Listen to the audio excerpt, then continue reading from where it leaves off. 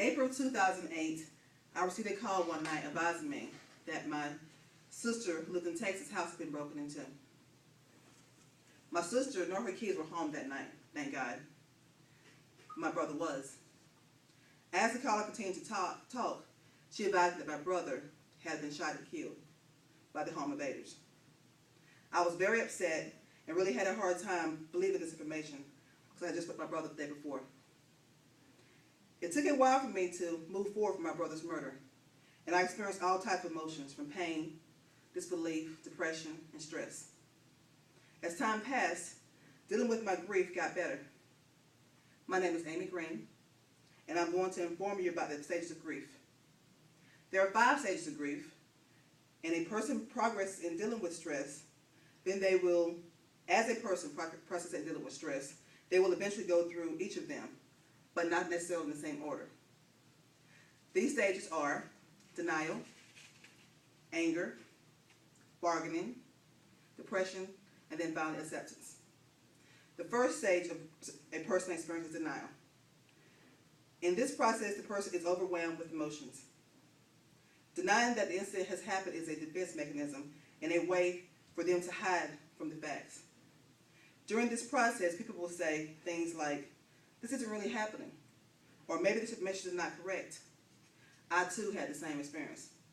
This didn't happen to my brother. No, I spoke to him yesterday. He didn't die. I mean, sure, who would have done this?" When dealing with a critical illness, a person who is in denial may distort the truth about a person's condition. In doing this, they prevent the dying person from adjusting to impending death and hinder necessary arrangements for social support or bringing closure. The next stage is anger. As the effect of denial wears off, reality and pain appears.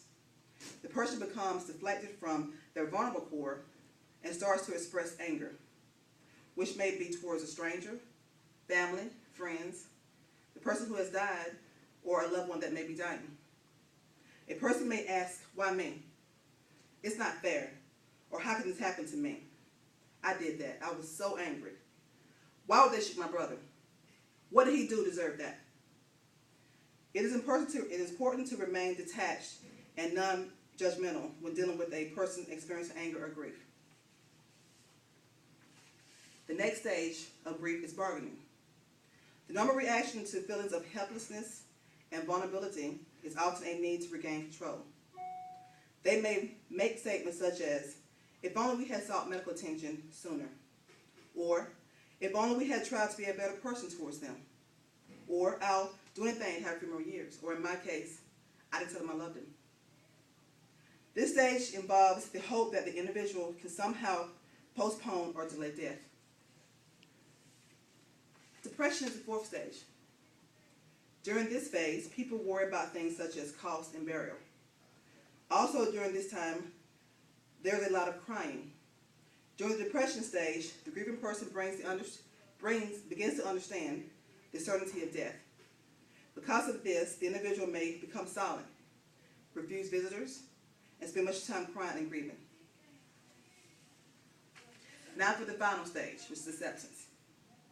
This phase is marked by withdrawal and calm. Statements such as, "Well, everybody dies. I guess the only way to accept it and live while I'm here is to accept it." In this last stage, individuals come to terms with the tragic event. Although during this presentation, I began with my personal experience of a tragic event, the stages of grief can be experienced with a divorce, a breakup, and grieving with substance abuse.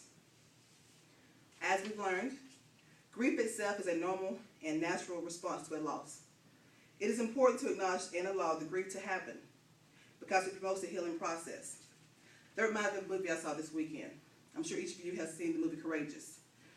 During the time when the father, 9-year-old daughter, Emily, died, when he went back to the tree and when he finally accepted it, which at one point we all will, he lifted his hand, he thanked God for allowing him to have 9 years with Emily. Well, towards the end, when I finally accepted my brother's death, I thank God for allowing me to have those 31 years with my brother.